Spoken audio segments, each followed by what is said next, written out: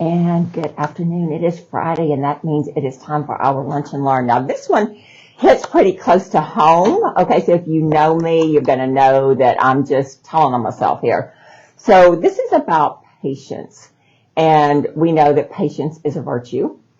However, some of us may be running a little bit short on patience some days. And so what we're talking about is how patience helps you live longer, helps you live stronger, helps your immune system do better, and helps the telomeres, which are the little, like, you take a pair of shoelaces, you've got that little plastic bit on the end.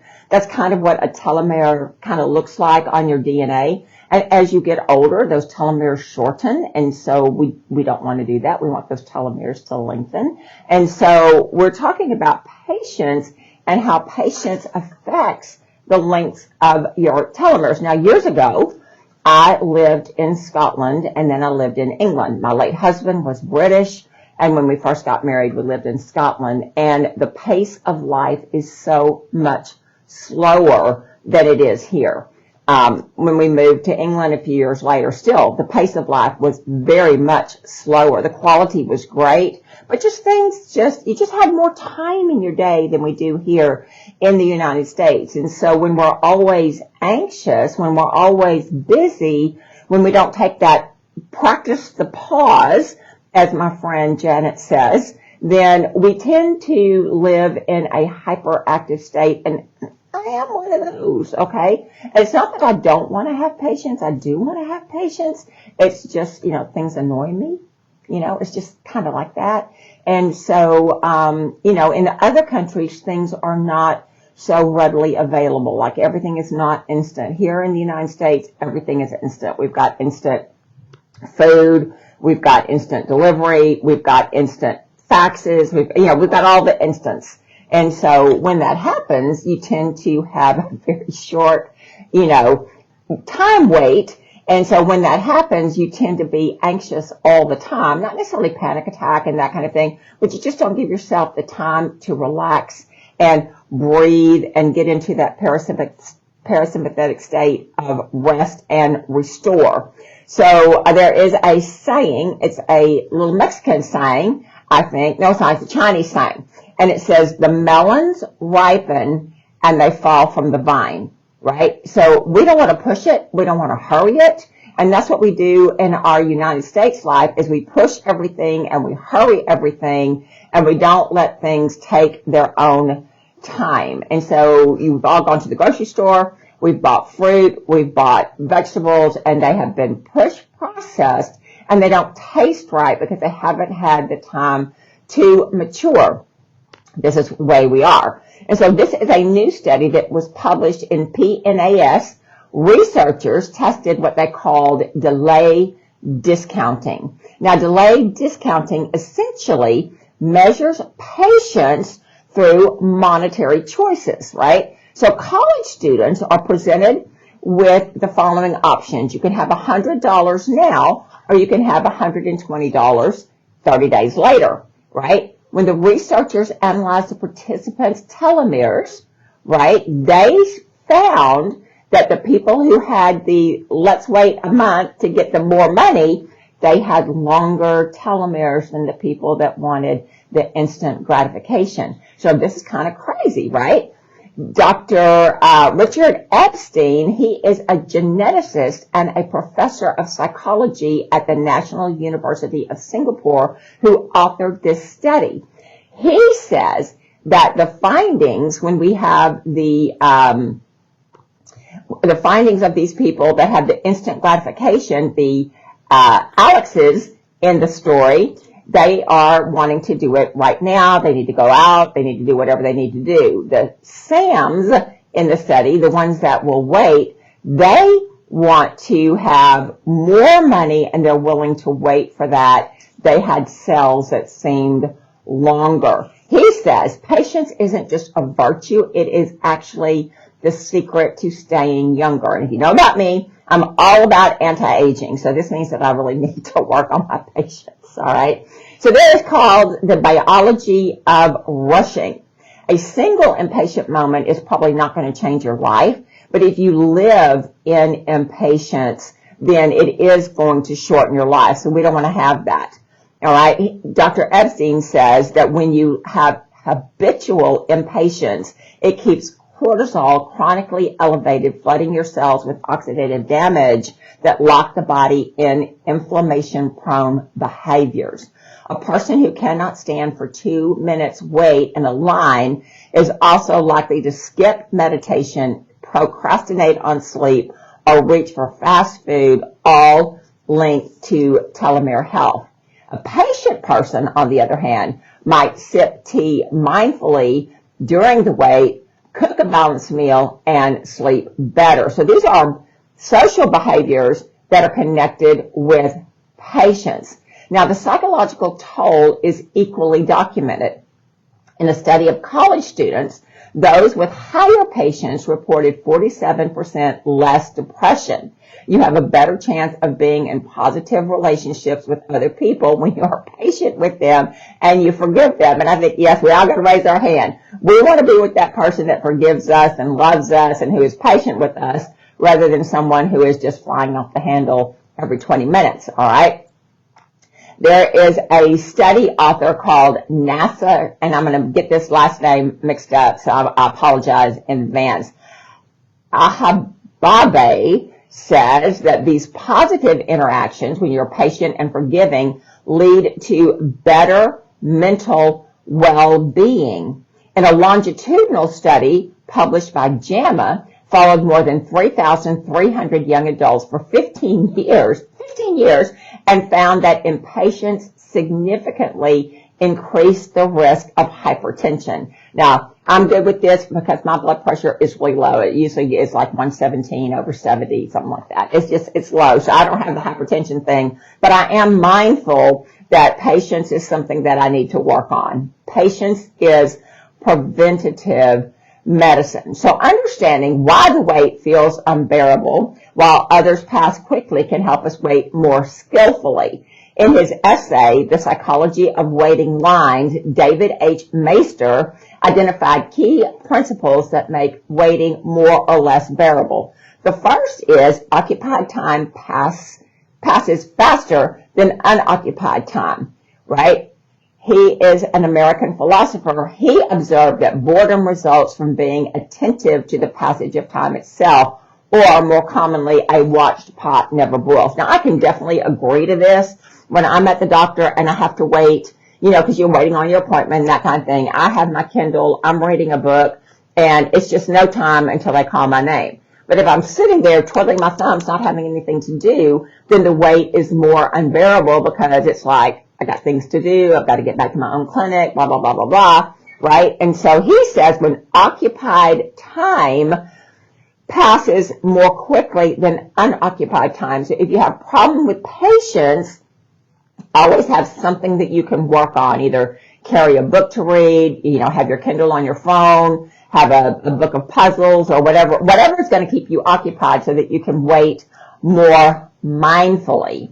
So this study that he did led to real-world applications. There was a New York City hotel building. Guests were repeatedly complaining about the length of time that it took the elevators to come. And so they were wanting things to speed up. Well, of course, they looked into having the elevators speeded up, and that was very cost prohibitive. So they did the next best thing. They installed mirrors in the hallway. So while the people are waiting for the elevators, they're looking at each other, they're looking at themselves, and so they are occupied. And they said in this study that the griping about the length of time the elevators took dropped dramatically. So occupied time, now were they really doing anything like reading or anything like that? No, but they were looking. They were looking at themselves, they were looking at each other, and so that helped the time pass more quickly. So the waiting experience had been transformed, not by reducing the time, but how the time was experienced. So we all know, right, when we are in rush hour traffic and it's dead still, nobody has time to wait. And so your mindset, when you're in that situation, it can really make it more bearable or, turn you into a screaming lunatic, which of course we don't want when you're on the freeway. Just on a side note, there is an essential oil.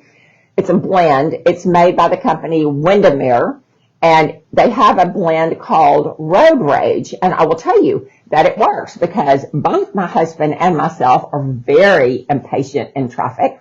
And we came up on a fatality accident one year whenever we were coming back from Austin. And so we're sitting in the car, and it is just stacked bumper to bumper to bumper. I mean, this was out at 290 and Highway 6 or something like that. It was far. We were far from home, and we're like dead still stop. So I took the little Road Rage and I put it in the vent, and the air conditioning's going, and so it's diffusing the oil.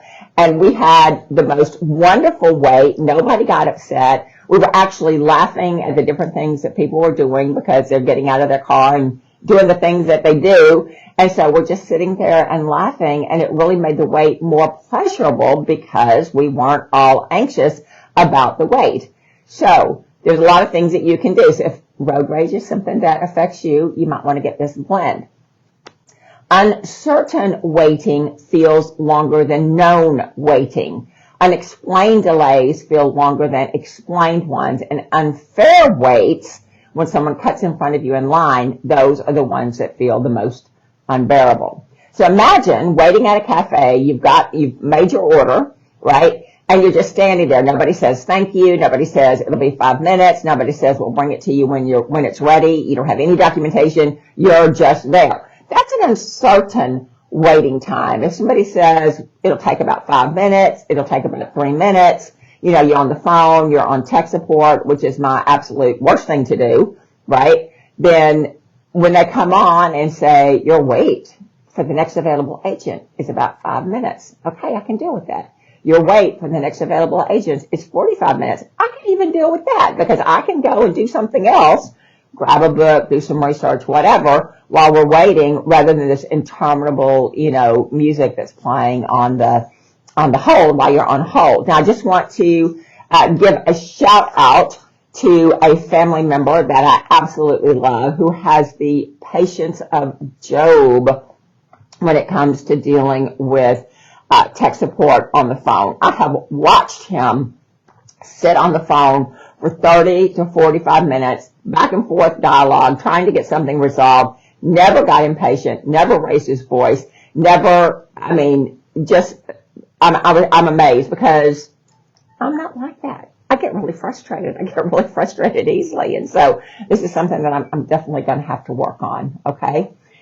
The truth is that this proposition, known waiting time, unknown waiting time, has been discovered by plenty of service organizations. This is why doctors' offices say the doctor will be with you shortly. Airlines make frequent announcements what's going on in the air if there are delays. And if the wait is explained and expected, it becomes justified.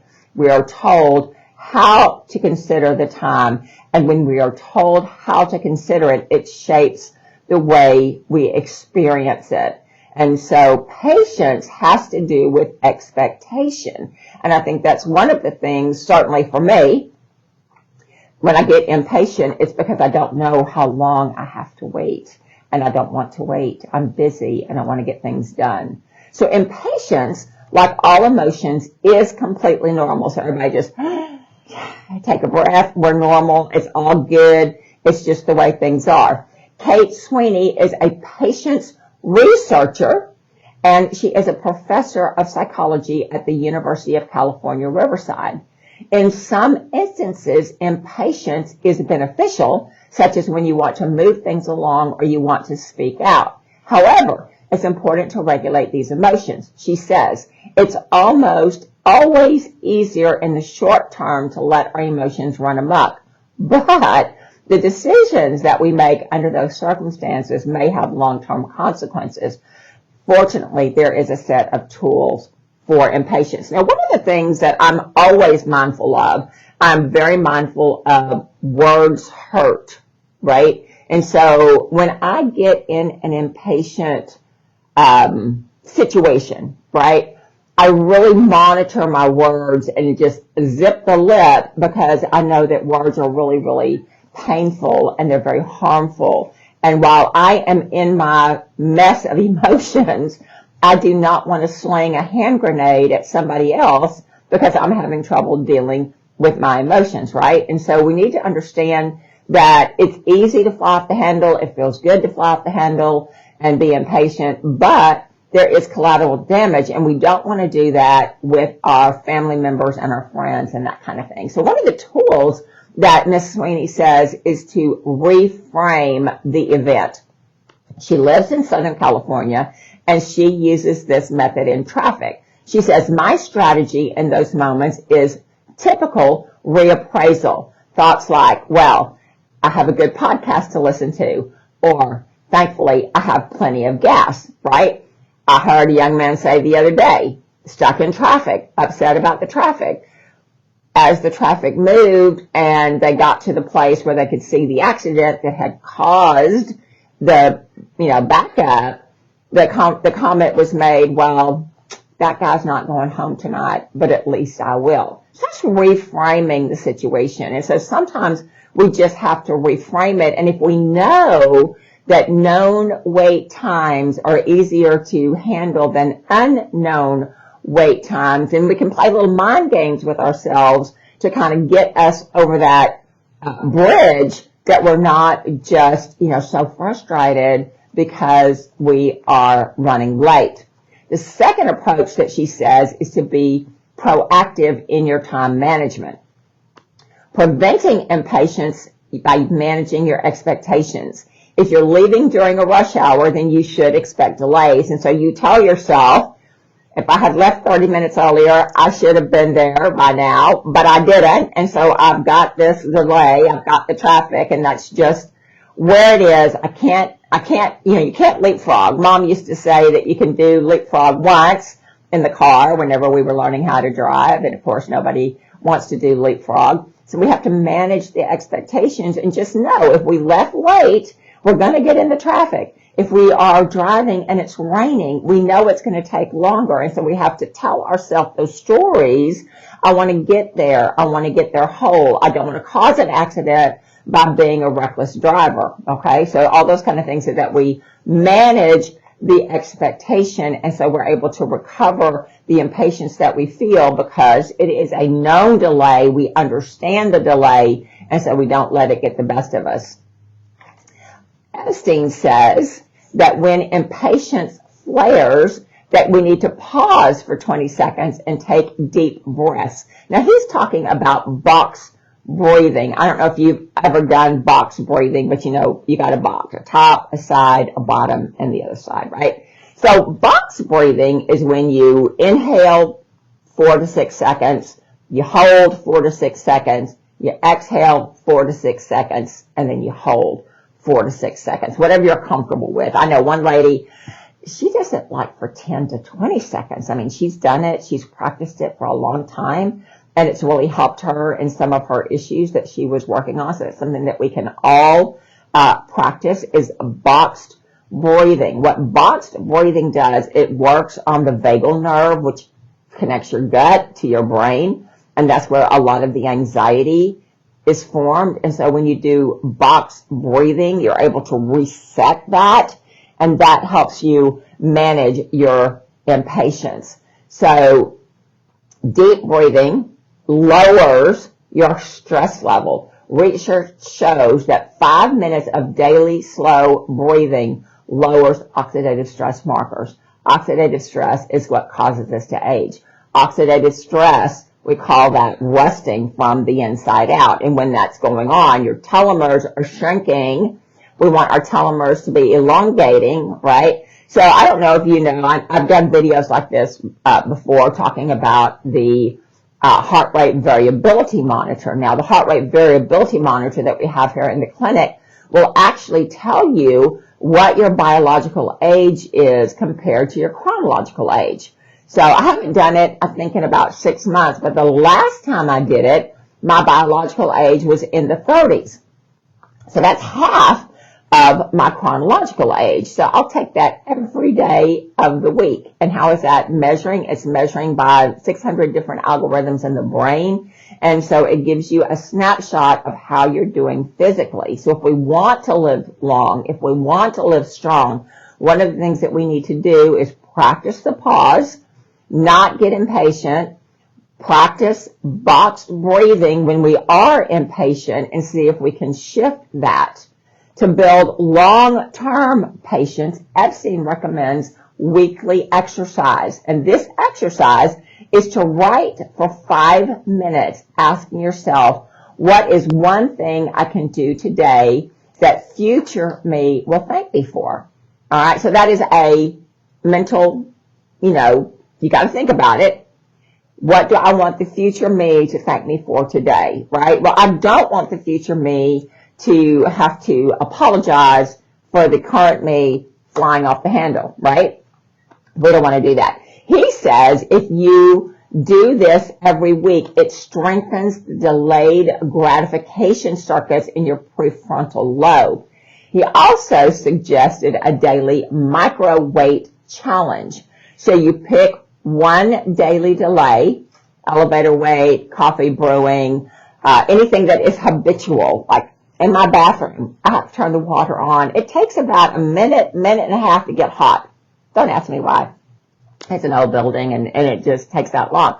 But that would be a time where I could practice micro delays, mini delays to strengthen my patience muscle. All right. So you've got things in your home, you've got things in your life, in your daily routine that you can practice. Practice the pause, practice delayed gratification, practice just sitting there doing nothing. And if you're like me, that's really hard to do. I'm always busy. In the evening when I'm supposed to be relaxing, I'm probably prone on the couch with a good, blankie, but I'm reading a book or playing a game or watching television, talking to my husband. Sometimes I'm doing all four of those at the same time. Okay. I have to be busy. I am always on go mode, which I know is not healthy, and I'm mindful of it, and I keep it in check. But those are just some of the things. If you have to sit for a minute and a half and do nothing, some of us it's easy for, some of us it's not easy for. So when you tolerate your 60 seconds of inactivity, it teaches the brain that waiting isn't something that you have to expedite, and it builds tolerance for bigger delays. Studies suggest that multitasking and avoiding boredom lead to increased impulsivity. So, true confessions, I do have the multitasking thing, but I'm not impulsive at all. I think about it, I weigh it, I pray about it, I do all the things. So far, don't have that impulsivity to deal with. So, skillful waiting. No one can live a good life without practicing some sort of patience. Good things take time. He offers an important caveat. Patience without discernment can become passivity. The goal is not to wait endlessly. The goal is to wait skillfully. So now that we know that the more patience we have, right? Patience is a virtue. The Bible says that in our patience, we possess our soul. What is our soul? Our mind, our will, and our emotions. We're not going to be impulsive. We're not going to fly off the handle. We're not going to say words that we're going to have to retract because we're practicing patience, right? And so this is something that we do need to do, but we don't want to sit back and have that passivity of, que sera, sera. Whatever happens, happens, right? I'm not in charge. I'm not in control. And there are certain things that we're not in charge of and we're not in control of. But we don't want to just sit there and let life happen to us. We want to be in charge of our destiny. We want to be in charge of our life. We want to be in charge of our goals. But we also want to do it with patience so we don't have any collateral damage. And as I told you, the studies show that when we have patience, we live longer. We live healthier. We have better relationships. All right. So that's a lot to think about. especially me, because, you know, depending on what's going on in my life, patience is not necessarily my long suit, but I'm working on it. All right. So if anybody wants to reach out and say, Dr. Polly, I need to work on patience too, I'll be your prayer partner, or I'll be your breathing partner, or whatever, then feel free to do that. It is Friday. That means it is time for the weekend. Rest, recover, restore, rejuvenate, and I will see you next week.